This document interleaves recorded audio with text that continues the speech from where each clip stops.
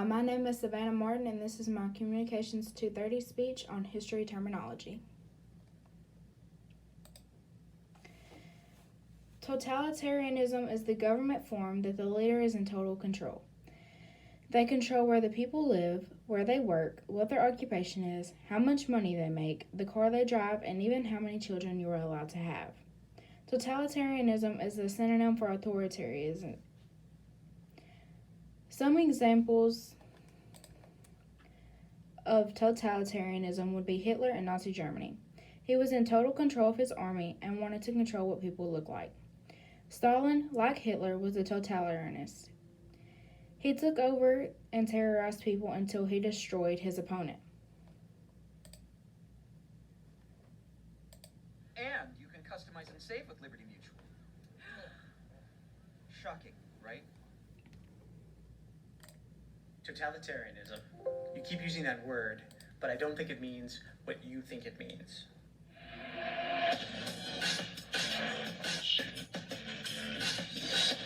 Totalitarianism is the encompassing of all things under the regulation of a monolithic state. Everything is absorbed into it, and nothing can exist outside of it.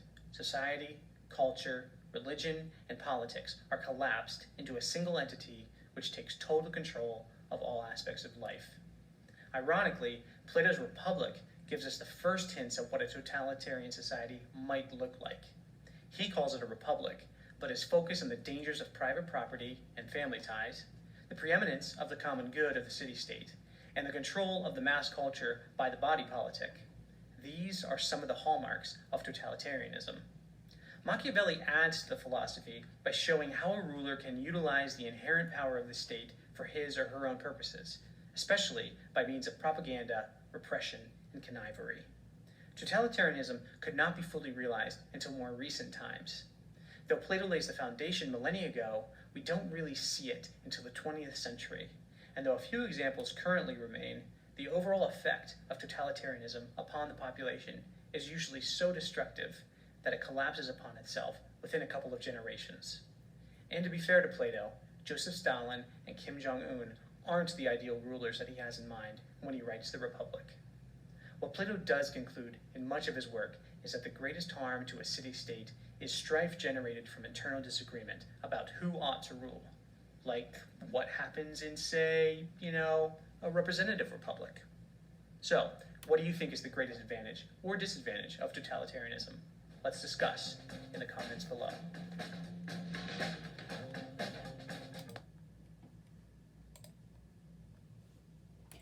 Authoritarianism is very much like totalitarianism. An authoritarian government is usually ran by a dictator. This dictator dictates his people and is in control. The people have no freedom. Kim Jong-un became the dictator of North Korea after his father died and believes that he is in so much in control over his country that he killed his own uncle for being unwanted scum.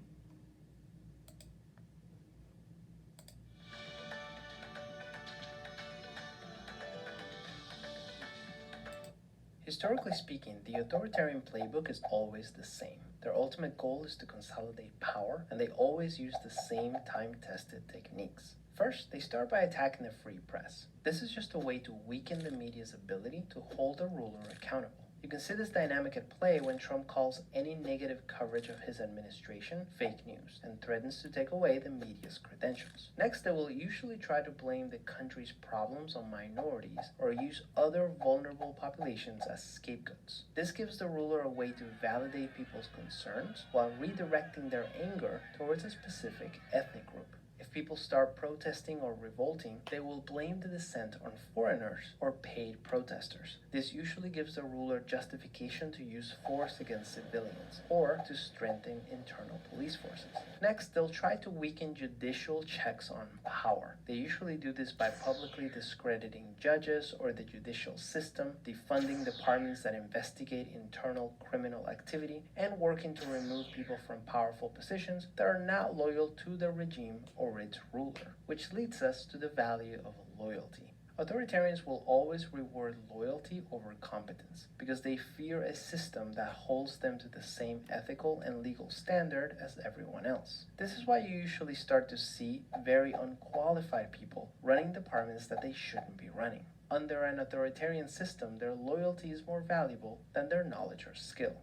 A lot of these dynamics are already happening in the United States. If we're not careful, the US can slip into a modern version of authoritarianism, where elections can and do happen, but they have no power to yield any type of social or political change. The good news is that humanity has had plenty of practice defeating authoritarian leaders. The one thing that works surprisingly well is nonviolent resistance. In fact, studies show that between 1900 and 2006, campaigns of nonviolent civil resistance were twice as successful as violent campaigns in defeating authoritarian leaders around the world. Nonviolent resistance movements are especially effective because they make it harder for the regime to justify using violence on its own people. The same studies also show that no government can withstand the challenge of 3.5% of its population. So what can you do? Authoritarians thrive on popular fear and collective resignation. The most powerful thing you can do is simply participate in resistance campaigns that are peaceful and nonviolent. Following movements like Indivisible or participating in campaigns by the ACLU are good places to start. Democracy is more fragile than we think. Let's put into action this time-tested way to defeat authoritarianism before it's too late. Peace.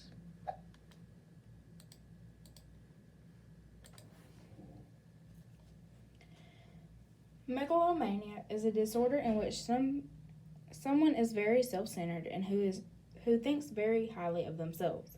They believe that they are all-powerful. They want to achieve greatness and will not stop until they get there. A few people who have already discussed who are Hitler and Stalin are megalomaniacs. They want to be all-powerful and great in their work. They do not do well with competition and often do away with any competition they may have come their way.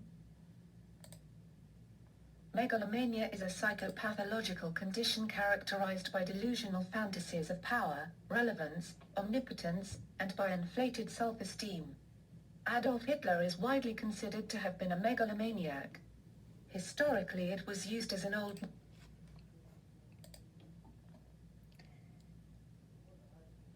Hegemony is a type of dominance over others. Think of this. The more wealthy students are dominant over the other students. If the wealthy students do something cool, the other students follow to try to be awarded the cool status. A wonderful example of this is the United States of America. The ones doing the dominating would be political figures and anyone who is high up in the government. The citizens of the U.S. chose a political figure to follow and hope to look good to their fellow citizens. Well, hello! Who is this? I'm Nemo. Well, Nemo, all new explorers must answer a sociology question. Okay. What is the dominant cultural ideology of a society? Okay, don't hurt yourself. Welcome aboard, explorers. Welcome aboard, YouTube. Today we'll be talking about hegemony. Say that enough times and it starts to not sound like a word, which is kind of how hegemony works if you think about it. Hegemony, simply defined, is the domination and influence of one group, entity, or set of ideas over others. It is the dominant ideology or beliefs of a society that defines what is right, natural, ideal, and unavoidable. It's often considered what is best and most beneficial for a society as a whole, and it's often understood as the way things are by everybody. Well, not everybody, but we'll get to that. Basically, hegemony is the way in which we understand how power works and operates on a cultural level. Now, cultural hegemony as a theory was developed by Antonio Gramsci, who, while not coining the term himself, did a lot of work expanding on the concept. Most of this work being done from a prison cell, as he was arrested by the Italian fascist government for opposing Mussolini. Sorry, bro. Now, as a Marxist, Gramsci was primarily concerned with the struggles of the working class against the ruling class. Now, at the time of his writing, in the late 1920s, early 1930s, the working class movements were failing and fascism was on the rise. With this theory of cultural hegemony, Gramsci sought to explain why the working class revolution to overthrow the exploitation of a capitalist economy, predicted by Karl Marx over a century earlier, had yet to occur. Why weren't he and his bros leading the working classes in a glorious revolution against capitalism, rather than being locked away in a prison cell? Excellent question, Gramsci. He concluded that the answer was hegemony and that it operates in two ways: coercive control, or direct force, and consensual control, which is when society as a whole accepts the worldviews of the dominant group. This can be achieved through control of the media, education, legislation, entertainment, medicine, religion, politics, economics, etc. So basically, an ideology has reached hegemonic status when it becomes common sense to everyone and is absorbed into the culture. Some examples of this could be in the United States. We have this pervasive belief in the myth of the American dream, our ability to pull ourselves up by our own bootstraps, and that anyone can make it here with just a little hard work. The reverse of that being that if someone is struggling, it's because they were lazy or they didn't try hard enough, rather than it being a flaw of the system. Other examples include ideas about the roles of men and women, men being the head of the household, women being primary caregivers, the belief that the institution of marriage should just be between one man and one woman, or that marriage itself should be the ultimate goal of all romantic relationships. The idea that there are only two genders, and that gender itself is a fixed thing. The beauty industry, telling us that the lighter your skin, the more attractive you are. That attractiveness should be the end goal. The police are there to protect and serve, and people on welfare are lazy. Which isn't to say that hegemony is by nature a bad thing. When we're talking about hegemony, we're talking about the dominant ideology and the common held beliefs of a society, as decided by the ruling group. For example, some arguably positive cultural beliefs and practices in American culture would be compulsory vaccinations and the theoretical belief in universal education. The tricky thing about hegemony is that it's so pervasive that it tends to be invisible. It's what Beautiful Trouble calls a politics that doesn't look like politics, which makes it hard to recognize and resist. It's not so much not knowing what a problem looks like as not even knowing that there's a problem at all. Because when a culture becomes hegemonic, it becomes common sense for the majority of the population. Kaylee, yeah, I have a question. If hegemony is supposed to be invisible, how do we know what it looks like? Excellent question, YouTube. An important thing to understand about cultural hegemony is that no society is ever completely hegemonic.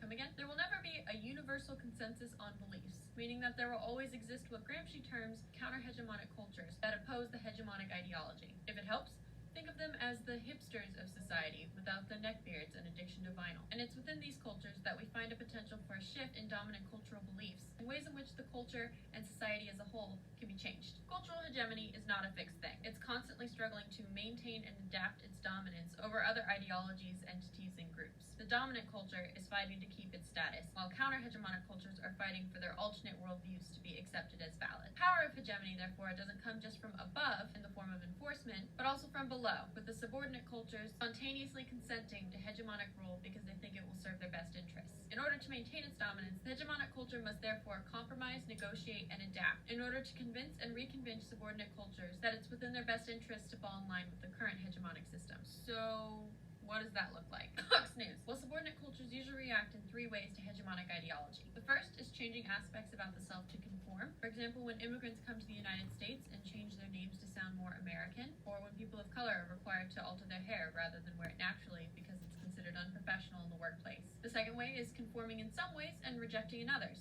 An example of this being gay marriage. Conforming to this ultimate ideal of romantic relationships through the institution of marriage, while rejecting heterosexuality. And three, rejecting entirely, although possibly still receiving benefits from the hegemonic culture in one way or other, such is the case with anti-vaxxers, who reject vaccinations for themselves, but who still benefit from herd immunity created by the vaccinations. The project of hegemony is never and can never be fully complete. And the struggle for different beliefs and ideas to dominate over others is occurring constantly. An important thing to take away from this is that hegemony itself is not a stagnant system, but rather a process of invention and reinvention by those who live within it. So yeah, that's hegemony. Thank you for watching. I hope this video was informative, and as always, if you...